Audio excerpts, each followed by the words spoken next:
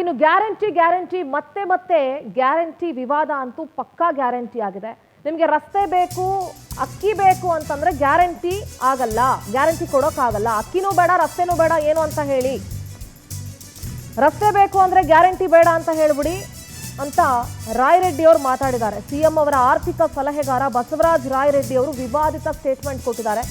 ಈ ಮೂಲಕ ಖಜಾನೆಯಲ್ಲಿ ದುಡ್ಡಿಲ್ಲ ಅಂತ ಖಡಕ್ಕಾಗಿ ನುಡಿದಿದ್ದಾರೆ. ಈ ಹಿಂದೆ ಪರಮೇಶ್ವರ್ ಅವರು ನಾನು ತಮಾಷೆಗೆ ಹೇಳಿದ್ದಪ್ಪ ಸಿಎಂ ಹತ್ರ, ಸರ್ಕಾರದ ಹತ್ರ ದುಡ್ಡಿಲ್ಲ ಅಂತ ಹೇಳಿದ್ರು. ಆದ್ರೆ ಈಗ ಸರ್ಕಾರದ ಖಜಾನೆಯಲ್ಲಿ ದುಡ್ಡಿಲ್ಲ ಅಂತ ಖಡಕ್ಕಾಗಿ ನುಡಿದಿದ್ದಾರೆ. ನಿನ್ನೆಯ ಮಾತಿಗೆ ಇವತ್ತು ಯೂಟರ್ನ್ ಹೊಡೆದಿದ್ದಾರೆ. ಚರ್ಚೆ ಆಗ್ಲಿ ಅಂತಾನೆ ಹೀಗೆಲ್ಲ ಹೇಳಿದ್ದು ಅಂತ ಸಮಜಾಯಿಷಿ ಕೊಟ್ಟಿದ್ದಾರೆ. ಯಾವಾಗಲೂ ಅಷ್ಟೇ ಸಾರ್ವಜನಿಕ ವಲಯದಲ್ಲಿದ್ದವರು ಅಥವಾ ಒಂದು ಒಳ್ಳೆಯ ಸ್ಥಾನದಲ್ಲಿದ್ದವರು, ಅದು ಆಡಳಿತ ಪಕ್ಷದಲ್ಲಿ ಇಟ್ಕೊಂಡು ಈ ರೀತಿಯಾದಂಥ ಸ್ಟೇಟ್ಮೆಂಟ್ಗಳನ್ನು ಕೊಟ್ಟು ಮತ್ತದಕ್ಕೇನೋ ಒಂದು ಸಮಜಾಯಿಷಿ ಕೊಟ್ಟು ಬಿಡೋದು. ನಾನು ತಮಾಷೆಗಂದೆ ಅಂತ ಪರಮೇಶ್ವರ್ ಅವ್ರು ಹೇಳ್ದಂಗೆ ಇದು ಚರ್ಚೆ ಆಗ್ಲಿ ಅಂತಾನೆ ನಾನು ಮಾತಾಡಿದೆ ಅಂತ ಬಸವರಾಜ ರಾಯರೆಡ್ಡಿ ಅವರು, ಅದರಲ್ಲೂ ಮುಖ್ಯಮಂತ್ರಿಗಳ ಆರ್ಥಿಕ ಸಲಹೆಗಾರರು ಈ ರೀತಿಯಾದಂತಹ ಹೇಳಿಕೆಯನ್ನ ಕೊಟ್ಟಿರೋದು ಇವತ್ತು ಪರ ವಿರೋಧ ಚರ್ಚೆ ಮಾಡುವಂತಹ ಪರಿಸ್ಥಿತಿಗೆ ಬಂದಿದೆ. ಹಾಗಾದ್ರೆ ನಿನ್ನೆ ಏನ್ ಹೇಳಿದ್ರು, ಇವತ್ತು ಯಾವ ರೀತಿ ಯೂ ಟರ್ನ್ ಹೊಡೆದ್ರು ನೋಡ್ಕೊಂಡು ಬನ್ನಿ. ಅಕ್ಕಿ ಬೇಡ, ನಮ್ಗೆ ಏನು ಬೇಡ್ರಿ, ಹಳ್ಳಿ ರಸ್ತೆ ಮಾಡ್ರಿ ಅಂದ್ರೆ ಅದನ್ನ ಮಾಡಿಸ್ಬಿಡ್ತೀವಿ. ಸಿದ್ದರಾಮಯ್ಯ ಸಲಹೆ ಕೊಟ್ಟು ಬಿಡ್ತೇನೆ, ನಮ್ ಜನ ಬೇಡ ಅಂತಾರ್ರಿ ಅಂತ ಹೇಳ, ನಿಂದ ಹೆಸರು ಹಾಕಿ ಬಿಡ್ತೇನೆ ಅಲ್ಲಿ.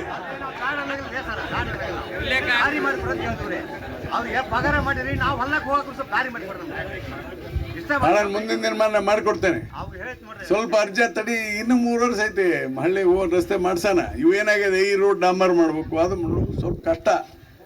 ಗ್ರಾಮೀಣ ರಸ್ತೆಗಳು ಬಾಳ ಅದಾವ, ಬಾಳ ಕಷ್ಟ. ಹಾಗೆ ಹೇಳಿಲ್ಲ, ಏನು ಹೇಳಿಲ್ಲ ಅಂದ್ರೆ ಏನಿಲ್ಲ, ಎಲ್ಲ ಗ್ಯಾರಂಟಿ ಮುಂದುವರಿಯುತ್ತೆ, ರಸ್ತೆನ ಆಗುತ್ತೆ, ಶಾಲೆ ಆಗುತ್ತೆ, ಕಾಲೇಜ್ ಆಗುತ್ತೆ. ಇಲ್ಲಿ ಬಿಡಿ, ನಾನು ಹೇಳಿದ್ದೆಲ್ಲ ಇದನ್ನೆಲ್ಲ ನೀವು ಎಡಿಟ್ ಮಾಡಿ. ಆಯ್ತ್ರಿ, ನಾ ಹೇಳಿದ್ನೆಲ್ಲ ನೋಡಿ, ಒಂದ್ ಅರ್ಥ ಮಾಡಿ. ಅದು ನಾನು ಯಾವ್ದೋ ಸಂದರ್ಭದಲ್ಲಿ ಏನೋ ಹೇಳಿರ್ತೀವಿ ಅಂದ್ರೆ ಅದನ್ನ ಸೀರಿಯಸ್ ಆಗಿ ತಗೊಳ್ಳೋದಲ್ಲ. ರಸ್ತೆನೂ ಆಗುತ್ತೆ, ಕಾಲೇಜು ಆಗುತ್ತೆ, ಎಲ್ಲಾ ಅಭಿವೃದ್ಧಿ ಕೆಲಸಗಳು ಆಗ್ತವೆ. ನಮಸ್ಕಾರ. ಚರ್ಚೆ ಆಗ್ಲಿ ಅಂತ ಕೊಡೋದು ನಾನು. ನಾಳೆ ಹೋಗ್ತಾ ಇದ್ದೀನಿ, ನಾಳೆ 1 ಗಂಟೆಗೆ ಹೋಗ್ತಾ. ಇನ್ನು ಬಸವರಾಜ ರಾಯರೆಡ್ಡಿ ಅವರ ಸ್ಟೇಟ್ಮೆಂಟ್ಗೆ ಮುಖ್ಯಮಂತ್ರಿಗಳು ಆ ಥರ ಎಲ್ಲ ಏನಿಲ್ಲಪ್ಪ ಸುಮ್ಮನೆ ಹೇಳಿರ್ಬೇಕು ಅಂತ ರಿಯಾಕ್ಷನ್ ಕೊಟ್ಟಿದ್ದಾರೆ. ಏನ್ ಹೇಳಿದ್ರು ಸಿಎಂ ಮತ್ತೊಮ್ಮೆ ಕೇಳಿಸ್ಕೊಂಬೋಣ. ಗ್ಯಾರಂಟಿ ಯೋಜನೆಗಳನ್ನ ಬದಲಾವಣೆ ಮಾಡೋ ಪ್ರಶ್ನೆನೇ ಇಲ್ಲ. ಗ್ಯಾರಂಟಿ ಯೋಜನೆಗಳು ಬಡವರು ಕಾರ್ಯಕ್ರಮಗಳು, ಎಲ್ಲಾ ಜಾತಿ ಬಡವರು ಮಾಡ್ತಕ್ಕಂಥ ಕಾರ್ಯಕ್ರಮಗಳು, ಈಗ ಸಾಮಾಜಿಕ ಶಕ್ತಿಯನ್ನು ತುಂಬತಕ್ಕಂಥ ಕಾರ್ಯಕ್ರಮಗಳು, ಪ್ರಶ್ನೆನೇ ಇಲ್ಲ. ನಾವು ಈ ಸಾರಿ ಪ್ರತಿ MLAಗೆ ರಸ್ತೆಗಳಿಗೆ, ಬ್ರಿಡ್ಜ್ಗಳು ಮಾಡ್ಲಿಕ್ಕೆ, ಗ್ರಾಮೀಣ ರಸ್ತೆಗಳು ಮಾಡ್ಲಿಕ್ಕೆ ಸ್ವಲ್ಪ ಹಣ ಕೊಡ್ತಾ ಇದ್ದೀವಿ. ಎಲ್ಲಾ MLAಗಳಿಗೂ, ಬಿಜೆಪಿ MLAಗಳಿಗೂ ಕೊಡ್ತಾ ಇದ್ದೀವಿ, MLAಗಳಿಗೂ ಕೂಡ ಕೊಡ್ತಾ. ಸರ್, ಒಂಥರ ಈ ಕಾಂಗ್ರೆಸ್ ಪಕ್ಷದಲ್ಲಿ ಇರೋರಿಗೆ, ಈ ಒಂದಷ್ಟು ಜನ ಶಾಸಕರುಗಳಿಗೆ ಜನಗಳ ಭಾವನೆಗಳ ಜೊತೆ ಆಟ ಆಡುವಂತಹ ಚಾಳಿನ, ಅಥವಾ ಜನಗಳನ್ನ ಟೇಕನ್ ಫಾರ್ ಗ್ರಾಂಟೆಡ್ ಮಾಡ್ಕೊಂಡಿದ್ದಾರಾ, ಅಥವಾ ಜನಗಳ ಅಸಹಾಯಕತೆಯನ್ನೇ ಇವರು ಬಳಸ್ಕೊಳ್ತಾ ಇದ್ದಾರಾ, ಏನೋ ಇವರು ಭಿಕ್ಷೆ ಹಾಕ್ದಂಗೆ ಗ್ಯಾರಂಟಿಗಳನ್ನ ಜನಗಳ ಹತ್ರ ನಡ್ಕೊಳ್ಳೋದು ಪದೇ ಪದೇ. ಈಗ ರಸ್ತೆ ಬೇಕು ಅಂತಂದ್ರೆ ಹೇಳಿ, ಅಕ್ಕಿ ಬೇಡ ಅಂತ ಹೇಳಿ, ರಸ್ತೆ ಬೇಕು ಅಂದ್ರೆ ಅಕ್ಕಿ ಬೇಡ ಅಂತ ಹೇಳ್ಬೇಕಂತ, ಈ ರೀತಿಯಾದಂತಹ ಸ್ಟೇಟ್ಮೆಂಟ್ಗಳು ಇದು ಇವತ್ತು ನೆನ್ನೆದಲ್ಲ, ಅಥವಾ ಇವತ್ತು ಬರೀ ಬಸವರಾಜ ರಾಯರೆಡ್ಡಿ ಅವರು ಮಾತಾಡಿರೋದಲ್ಲ, ಈ ಹಿಂದೆ ಬೇರೆ ಬೇರೆ ಶಾಸಕರು ಕೂಡ ಮಾತಾಡಿದ್ದಾರೆ. ಸರ್, ಏನು ಹೇಳ್ತೀರಿ? ಫಸ್ಟ್ ಆಫ್ ಆಲ್ ಸ್ಟೇಟ್ಮೆಂಟ್ ಯಾರ ಕಡೆಯಿಂದ ಅಂತ ನೋಡಿ. ಸಿದ್ದರಾಮಯ್ಯ ಅವರ ಆರ್ಥಿಕ ಸಲಹೆಗಾರ. ಫಸ್ಟ್ ಆಫ್ ಆಲ್ ಮಾನ ಮರ್ಯಾದೆ ಇವರಿಗೆ ಇಲ್ಲ, ನಾಚಿಗೆ ಅಂತೂ ಎಲ್ಲ ಬಿಟ್ಟು ನಿಂತ್ಕೊಂಡ್ಬಿಟ್ಟಿದ್ದಾರೆ. ಎಲ್ಲ ಬಿಟ್ಟವ ಊರಿಗೆ ದೊಡ್ಡವ ಅನ್ನೋ ಗಾದೆ ಮಾತಿನ ಪ್ರಕಾರ ಇವರು ನಾವು ಎಲ್ಲ ಬಿಟ್ಬಿಟ್ಟಿದ್ದೀವಿ, ನೀವು ಏನಾದರೂ ಮಾತಾಡ್ಕೊಳ್ಳಿ ಅಂತ ಹೇಳ್ದಂಗಿದೆ. ಈ ಮನುಷ್ಯನ ಸ್ಟೇಟ್ಮೆಂಟನ್ನು ನೋಡಿ.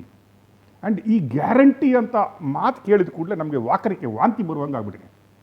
ಈ 2.5 ವರ್ಷದಲ್ಲಿ ಯಾವಾಗ ನೀವು ಸಿದ್ದರಾಮಯ್ಯ ಅವರು DK ಅವರು ಸೈನ್ ಹಾಕ್ಬಿಟ್ಟು ಹಿಂಗೆ ತೋರಿಸಿದ್ರಲ್ಲ, ನಮ್ಮದು ಗ್ಯಾರಂಟಿ, ಇಬ್ಬರು ಸಿಗ್ನೇಚರ್ ಇದೆ ಅಂತ, ಅಲ್ಲಿಂದ ಇಲ್ಲಿಯವರೆಗೆ ಈ ಗ್ಯಾರಂಟಿ ಅಂತ ಪದ ಕೇಳ್ತಾನೆ.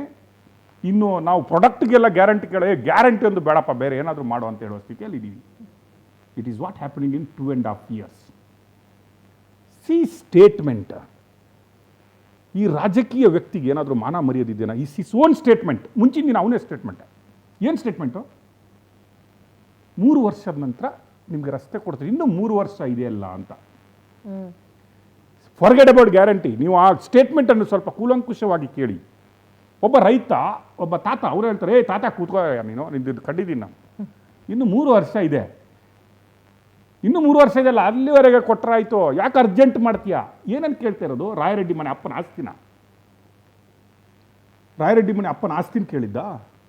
ಅಲ್ಲಿ ಒಬ್ಬ ತಾತ ತನ್ನ ಹೊಲಕ್ಕೆ ಹೋಗಲಿಕ್ಕೆ ಒಂದು ಪುಟ್ಟ ರಸ್ತೆ ಮಾಡಿಕೊಡು ಅಂತ ಕೇಳಿದ್ದು. ಈ ಅಪ್ಪನ ಎಷ್ಟು ಸಲ MLA ಆಗಿ ಬಂದಿರ್ಬೋದು? ಒಂದು ರೋಡ್ ಮಾಡಿಸುವ ಯೋಗ್ಯತೆ ಇಲ್ಲದವರು. ರೀಸನ್ ಏನು? What is the reason? ನಮ್ಮ ದುಡ್ಡೆಲ್ಲ ಗ್ಯಾರಂಟಿಗೆ ಹೋಗ್ಬಿಟ್ಟಿದೆಪ್ಪ, ರಸ್ತೆ ಇದನ್ನೆಲ್ಲ ಮಾಡ್ಲಿಕ್ಕೆ ಆಗಲ್ಲ, ನಿನಗೆ ಗ್ಯಾರಂಟಿ ಬೇಕೋ ರಸ್ತೆ ಬೇಕು. ಯಾರು ಹೇಳಿದ್ರು ಸರ್ ಗ್ಯಾರಂಟಿ ಕೊಡಿ ಅಂತ?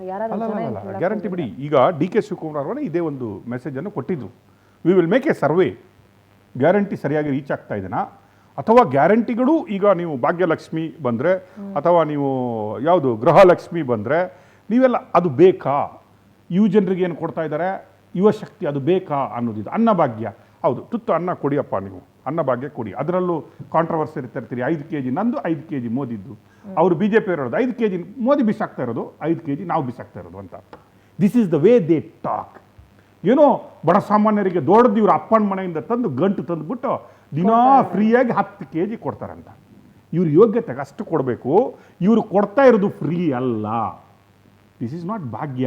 ನೀವು ನಮ್ಮ ಟ್ಯಾಕ್ಸ್ಗಳನ್ನು ಕಳಿಸ್ ಮಾಡಿಕೊಂಡು ಪ್ರಜೆಗಳ ಟ್ಯಾಕ್ಸನ್ನು ಕಲೆಕ್ಟ್ ಮಾಡಿಕೊಂಡು ಅದರಿಂದ ಪ್ರಜೆಗಳಿಗೆ ವಾಪಸ್ ಕೊಡೋದು ಯಾವ ಭಾಗ್ಯ ಇದು? This is not Bhagya, this is rights. ನೀವು ಕೊಟ್ಟಿದ್ದೀರಪ್ಪ, ಮೆಚ್ಕೊಳ್ವಾ, ನೀವೆಲ್ಲ ಕೊಟ್ಬಿಟ್ಟಿದ್ರಿ, ಭಾಗ್ಯ ಕೊಟ್ಟಿದ್ರಿ, ಇನ್ನೂ ನೀವೊಂದು 10 ಭಾಗ್ಯಗಳನ್ನು ನಮಗೆ ಕರುಣಿಸಿ. ಬಟ್ ದೌರ್ಭಾಗ್ಯ ಏನು? There is no road. ಕೇಳ್ತಾ ಇರೋದೇನು? ಕುಡಿಯುವ ನೀರು ಕೊಡಿ, ನಮಗೊಂದು ಓಡಾಡಲಿಕ್ಕೆ ರಸ್ತೆ ಕೊಡಿ, ನಮಗೇನಾದರೂ ಸಣ್ಣ ಪುಟ್ಟ ಸವಲತ್ತುಗಳು ಅಂದರೆ ಮೂಲಭೂತ ಸೌಕರ್ಯಗಳನ್ನು ಕೊಡಿ ಅಂತ ಕೇಳ್ತಾ ಇರೋದು. ಅದು ಯೋಗ್ಯತೆ ಇಲ್ಲದೆ ನಾನು ಗ್ಯಾರಂಟಿ ಬೇಡವಾ ನಿಮಗೆ? ಹಾಗಾದರೆ ಅದು ಬೇಡವಾ? 2,500 ಬೇಡವಾ? ನೀನು ಬಸ್ಸಲ್ಲಿ ಫ್ರೀಯಾಗಿ ಓಡಾಡೋದು ಬೇಡವಾ? ಕರೆಂಟಲ್ಲಿ 100 ಯೂನಿಟ್ ಬಿಟ್ಟಿದ್ದೀವಲ್ಲ ಅದು ಬೇಡವಾ? ಅಂದರೆ it is like a blackmail. ಅದು ಕೊಟ್ಟರೆ ಇದು ಕೊಡಲ್ಲ, ಇದು ಕೊಡಲ್ಲ. Why can't?